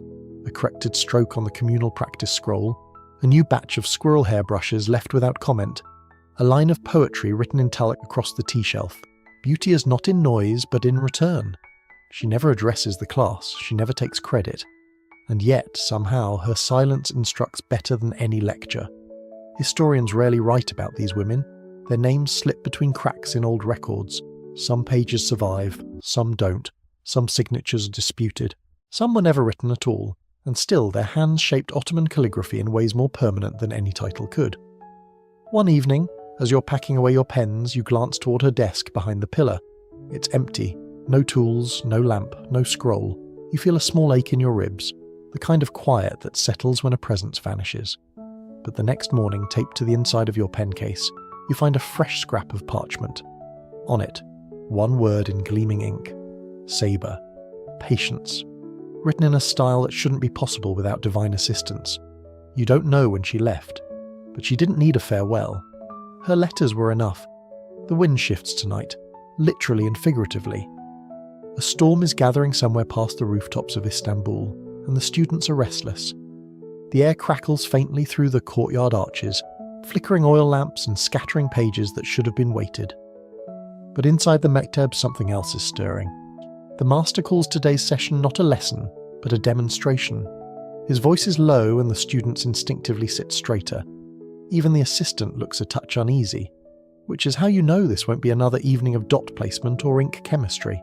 You gather close, mats dragging across the floor, and watch as the master unfurls an old scroll. Not ancient, not gilded, but oddly stark. The lines aren't consistent. The script slants strangely. The diacritical marks are heavy-handed, and the spacing feels just a little rebellious. This, he says, tapping the corner of the parchment, was confiscated from a scribe 3 decades ago. Banned script. A collective hush settles over the room. You lean in. The assistant mutters something about border villages and political indulgence, but the master waves him silent. The script is familiar, but not. It's a variation on divan, that courtly, elaborate Ottoman script used for sultanic decrees and private correspondence. But here it's different. Slanted more aggressively, certain curves exaggerated, dots replaced by small, almost floral marks. This, the master says, is what happens when a scribe chooses message over obedience. And now everyone understands. The text isn't devotional, it's rhetorical. A critique, cleverly veiled in poetic form, its words layered, its tone uncertain. It could be praise, it could be protest. Historians still debate whether calligraphers ever used script as subversion. Some claim no. Ottoman calligraphy was sacred, obedient, devout. Others point to strange archival findings. Letters with intentional spacing tricks, government documents whose flourishes suggest more than just flair. The master doesn't say what side he's on, but he does say this: ink is not neutral, and neither are your hands. Then he hands you a task. Write the same phrase, al-adl asas al-mulk, justice is the foundation of sovereignty. Once in clean nusk, again in stylized divan. A third time with whatever flourishes your wrist dares to invent, You blink, everyone else does too. Creative deviation is not normally encouraged here. Still, you begin. First version, standard, clean, respectable. The script your hand now knows better than your own name. Second version, looser. Your ein bends higher. The lamb trails slightly past its comfort zone. It still feels safe. But the third, you hesitate. Then you breathe. Let the letters stretch. Let them swell. Let them flirt with the edge of the page. You loop your calf like a ribbon. Dot your ein with a downward tail that curls in like a whispered secret. And somehow, the phrase means more. You look at it, and it feels like protest. Not loud protest, but presence, like a truth that insists on existing. When you finish, the assistant inspects your page. He nods, then walks away, but the master stays. He picks up your third line, stares at it. Then, instead of commenting, he asks, "What else might a flourish be saying?" You don't answer. You just sit with the question. Later, in the courtyard, the wind howls through the fig branches. A group of students gather around a stone bench whispering stories. One recalls a 17th century scribe who embedded a hidden curse against a corrupt official into a commemorative scroll by shaping the SN in Baraka to resemble the Ottoman numeral for 0. Another claims that florid overuse of shudder marks was once a known way to mock literary excess. The assistant interrupts the gossip, waving a teacup. Most of those stories are probably made up, he mutters, but he doesn't deny all of them. You return to your desk and study your page again. That third version of the phrase, it still pulses with something. Not rebellion exactly, just awareness. As though the letters knew they were being watched and straightened their spines accordingly. You begin to wonder if the line between sacred and seditious isn't as clear as ink on parchment. Maybe it's all a matter of shape, of slant, of how much meaning you can pack into a single curve. That night you write the phrase again, just for yourself, on a small scrap, no signature. You fold it and slip it into your pen case, not because you think it's dangerous, but because it feels like something only your pen should know. By now, you've learned that not all brilliance comes with fanfare. Sometimes it arrives on cracked sandals, clutching a satchel held together by twine, and sits in the corner like it's trying not to be noticed. That's exactly how Yusuf entered the mekteb.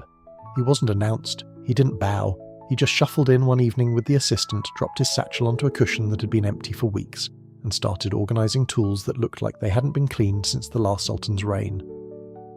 No one spoke to him at first. Why would they? He looked tired, not old, not young, just used. His robe was patched in 7 places. His reed pens were stained with age. His inkwell was made from an old spice jar. He was clearly not a beginner, but not from here either. The assistant only said, "He's been approved by the master," and then walked off, leaving behind a murmur of half-formed questions.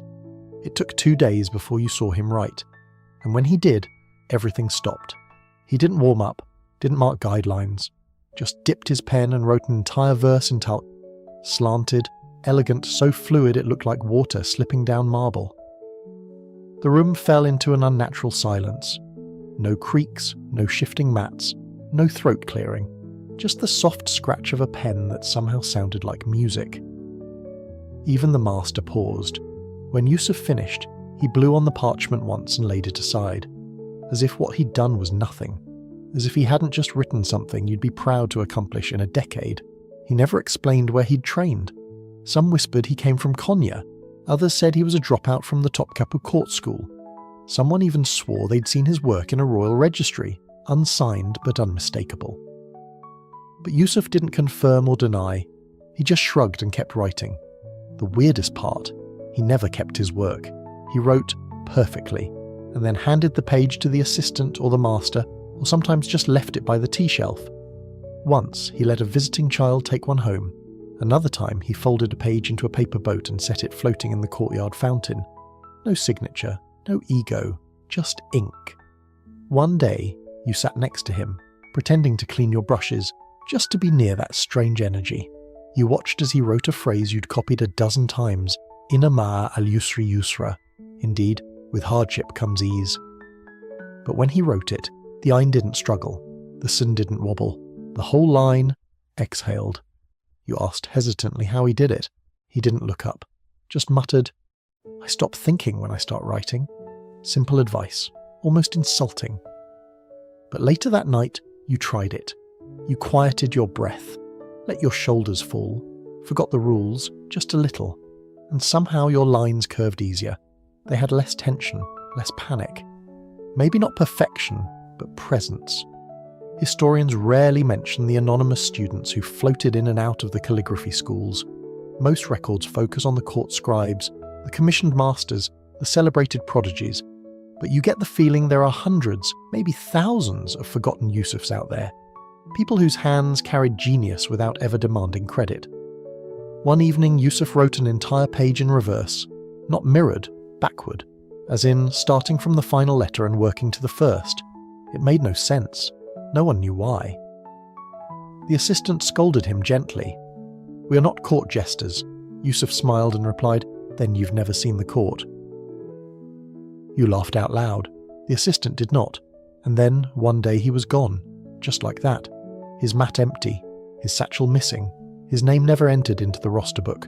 No farewell, no trace, except one. Tucked under the edge of your pen tray, folded so thin it might have been dust, was a single line in italic, written in brown ink on recycled parchment. The page forgets who touched it, but not who listened. No signature, just that. You showed it to the master. He stared for a moment, then nodded. "Frame it." And now it hangs beside the door in the shadow of the lintel, where only those who look closely will ever see it. Yusuf, whoever he was, wherever he went, never wrote for recognition. He wrote for the letter. And some nights when your pen won't behave and your spacing's all wrong and your ink has the texture of grief, you remember his fingers, light as wind, making a line that didn't need a name to feel like art. The brush slips, not dramatically, not tragically, just subtly. A tiny quiver in your hand and the curve of the M flattens too soon. You freeze. You know it the instant it happens, before the ink even finishes drying. It's not the worst mistake you've made, but it feels heavier, because this time, the hand that made it is no longer young. You look down and notice how your knuckles stay stiff now, how your index finger no longer curls quite as sharply around the reed. The callus at the base of your thumb has thickened. Your wrist, once a smooth pivot of precision, aches longer after each session. You sit back and let the pen rest beside you. It leans in the ink dish like it's just as tired. Across the room, a new generation of students chat in low tones. One is wrestling with Ein, of course. Another is bragging about a letter he wrote yesterday that almost earned a nod from the assistant. You remember when that mattered more than air. Now, you just want one more good line, one that breathes without apology. The master doesn't teach as often anymore. His voice has gone soft and he spends most evenings seated near the tea shelf, reading scrolls you suspect he's read 100 times before. His hands are inkless now. He rarely writes, rarely corrects, but when he does, the room holds its breath. Tonight, though, he notices your hesitation. He walks over, not quickly, not with authority, but slowly, as if remembering his own limbs as he moves them. He looks down at your page, then at your fingers. "You press harder than before," he murmurs. You nod. You don't bother pretending it's intentional. "It happens," he says. Then he crouches. Yes, crouches, knees creaking like old floorboards, and takes your pen. With a single stroke, he reshapes your flawed mem into a flowing ligature, connects it to the next letter with grace, and leaves the line whole. "It doesn't have to be perfect," he says, "only alive." He returns your pen, and you notice how carefully he handles it, as though the pen were more fragile than his fingers. Historians often neglect this part of a calligrapher's life, the slow erosion of control, the hands that once formed poetry, now pausing longer between strokes. There's little mention of aging masters, of pens laid down for the last time, but here you see it up close. A few years ago, one of the school's most talented scribes left for a position at the Royal Archives. She came back recently, not to brag, but to rest. She sat on the same mat she'd used as a student, wrote a verse in her old style, and then, with a laugh, admitted it felt like writing with a spoon. "Muscle memory," she said, but the muscles forgot. And so she switched styles, moved from thuluth to rukka, the simpler script of daily use. It wasn't flashy, but it was clean, confident, honest. You think about that now, about whether it's better to adjust, to find a style that suits your changing hand, or to fight for the one that once defined you. There's no answer. Not yet. But later, while organising the scroll archive, you come across a sheet. Unlabelled, no signature, but old. The ink has browned. The parchment edges have curled. The script is almost masterful, but not quite. There's a hesitation in the curves. A few lines dip unevenly. One letter, lamb, leans a bit too far, as if trying to hold on to the edge of the page. And yet, it's beautiful, not despite its wobble. Because of it. You bring it to the master. He glances at it and smiles. My third year, he says, touching the corner, before I learned how to stop correcting myself. He doesn't mean editing, he means forgiving. You nod, and he places the scroll gently back into the archive. You write that night with your old pen, slowly, deliberately, letting the wrist rest when it needs to, letting the ink pool just a little longer before lifting. Your letters are wider now, softer, but they still breathe. You begin a new page, not for display, not for a patron, not even for practice, just for yourself. The phrase, "Wa ma tawfiq illa billah." And my success is only through God. Each letter lands with quiet humility. And for the first time in weeks, the pain in your wrist fades into the background. Not gone, but quieter. Because something else has taken its place. Stillness. Grace. And the quiet knowledge that sometimes when the pen trembles, the soul steadies. You're in the archive now. Not just visiting, not just shelving tools, but in it, sorting through the fragile legacy of hands that came long before yours. The air smells like old paper, dried glue, and a faint trace of rose oil from the manuscript bindings. It's quiet. Too quiet. The kind of silence that feels populated, like the walls themselves are listening. The archive isn't grand. It's a low-ceilinged room tucked behind a sliding panel in the Mekteb's east wing. Most students pass it without noticing.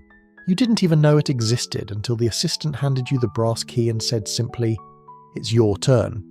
You enter cautiously. Scrolls are everywhere. Not stacked haphazardly. This is no attic. But not quite catalogued either. It's a living chaos.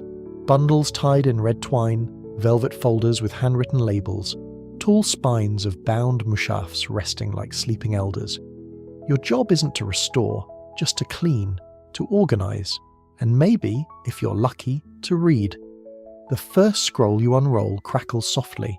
The ink has faded to a warm sepia, but the lines are strong.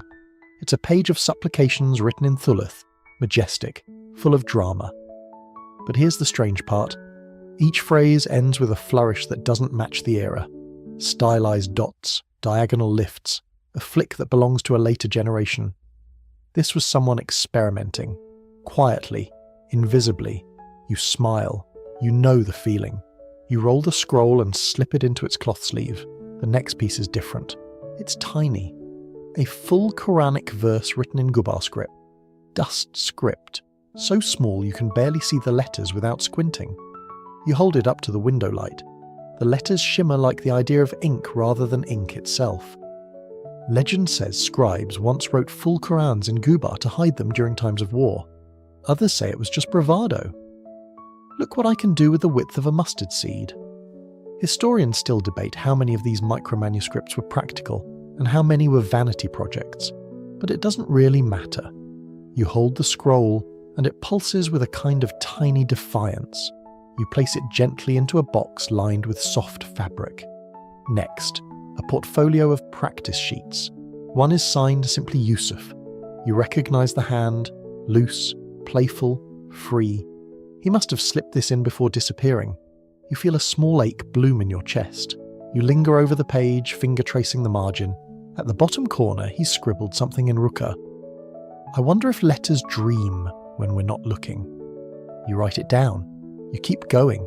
A collection of royal decrees, a scribe's notebook filled with rejected bismillahs. One full page of nothing but the word saber, patience, written over and over again, each one slightly different. You begin to understand that this room isn't just a storage space. It's a mausoleum, a memory palace, a gallery of ghosts who chose ink over glory.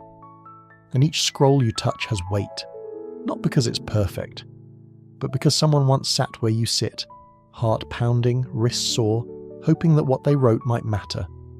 You reach the bottom of a chest and find a manuscript wrapped in plain linen. No name, no ornament, just words. When you unroll it, your breath catches. It's a letter, written not to a patron or a sultan, but to a future student. To the one who reads this after I'm gone, it begins. The hand is steady, measured, wise. It speaks of struggle, of long nights, failed curves, blotted prayers, but also of joy, of flow, of the moment when the pen vanishes and only meaning remains. The final line reads, "If you are tired, rest, but never forget, your letters are part of someone else's beginning." You sit with that for a long time. Eventually you roll it carefully, place it in a scroll case and label it, anonymous, possibly intended for you. Before you leave, you sweep the floor, dust the edges, straighten the scrolls, and then, on a whim, you take one of your own pages, just a practice sheet, one you were going to discard, and slip it into the back of a nearly full ledger. No name, no date, just your hand, quietly shelved among hundreds of others. You don't do it for pride, you do it because now you understand. The script outlives the scribe, and long after your ink has faded, your curve of ein, your uncertain scene, your most desperate lamaleaf, they might still be whispering something to someone you'll never meet. Outside, the wind has died down. The city is soft with dusk. You close the archive door gently behind you as if not to wake anyone. The last evening arrives like a feather settling onto glass. You don't even notice it at first. The master doesn't make an announcement. There's no final bell, no dramatic unveiling of diplomas, no ceremonial pen dunk into gold leaf. It simply is. The mekteb is quieter than usual tonight. Not in that tense, did someone blot the nun again kind of way, but in a gentler hush. The hush of things winding down, of students focused not on impressing, but remembering. Your cushion feels like an old friend. The ink dish, chipped at the rim, still wobbles slightly. You don't fix it. There's something comforting about the imperfection now. Tonight, you're told to choose your final phrase, not assigned, not dictated. You're simply told, write something true. You pause for a long time. Then, you pick up your reed, dip it in ink that's been stirred by hand for the 100th time, and begin, alladhi alma bil qalam, he who taught by the pen. The verse flows easily, not because it's simple, but because your hand no longer panics, your wrist no longer rebels, your breath matches the movement.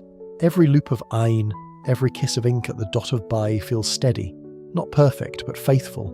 You're not trying to prove anything tonight. Just leave something behind that feels honest. You finish. The assistant approaches, glances over your shoulder. He doesn't say anything for a moment. Then softly, looks like your letters finally stopped flinching. You chuckle. It's true. The master watches from across the room. He doesn't approach. He just nods once. And then he lights a lamp. Not for brightness, for marking. This is the ritual you've only heard about in whispers. The final illumination. One by one, students bring forward their scrolls, their best lines, their most faithful verses, and place them before the master. He doesn't critique, doesn't comment. He simply draws a tiny golden line beside each piece, using a squirrel hairbrush dipped in diluted saffron. It's not about decoration, it's about closure. You kneel, offer your parchment. He accepts it. The brush glides once, left to right beneath your final line.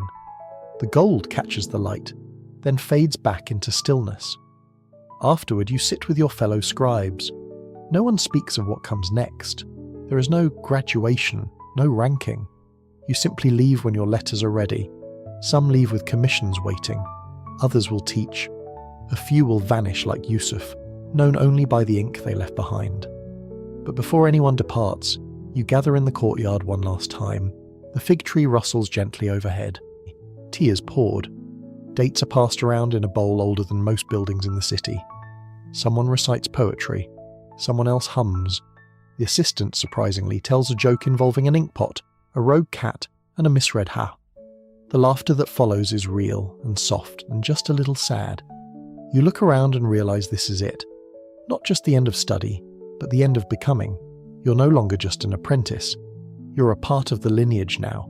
not because someone told you so, but because the ink has accepted you. Your pen carries a rhythm you didn't have before. Your letters breathe without fear. You excuse yourself quietly. Back inside, the room is dark, but your cushion is still there. The board, the tools, the ink dish, all waiting. You sit once more, not to write, just to feel it all. And in that moment, it's not the silence that moves you. It's what the silence holds, the echoes of every stroke, the memory of every mistake, the quiet pride of becoming someone who writes not to be seen, but to see. You bow your head, you whisper a prayer just between you and the page, then you rise, your satchel is light, your step lighter still. The night welcomes you back. You step through the archway into the city, no applause, no titles, just the sound of your own breath and the soft, invisible trail of every letter you've ever written, still glowing somewhere behind you. And now, as the final lamps in the mekteb flicker low, let yourself soften. The parchment is rolled, the reed pen is dry, and your hand, once trembling with effort, rests quietly in your lap. You did well, not because every letter was flawless, but because you stayed. Through the ink-stained fingers, the sleepless nights, the lessons whispered in silence. You stayed when your wrist ached, when your spacing faltered, when your script buckled under doubt, and in doing so, you wrote more than just words. You wrote yourself into a tradition older than time. Let the stillness wrap around you now. Let the flickering gold on the edge of your final scroll catch the last of the lamplight and remind you, not all beauty is loud. Some arrives in the hush, in the patience, in the gentle curve of a letter drawn by tired hands and a quiet heart. You're not alone in the dark. The page remembers you. And somewhere, in the whisper of an old vellum sheet being unrolled, your letters breathe again. Close your eyes. Imagine the slow rhythm of a reed pen on parchment, the scent of old ink and warm tea, the hush of a courtyard where the only sound is prayer, shaped by curves and dots and pauses. You're safe here. Your work is done. Let it drift. Let it fade. Let it rest. Sleep now, scribe. Your lines will hold. Your lines will hold. Your lines will hold. Your lines will hold. Your lines will hold. Your lines will hold. Your lines will hold. Your lines will hold. Your lines will hold. Your lines will hold. Your lines will hold.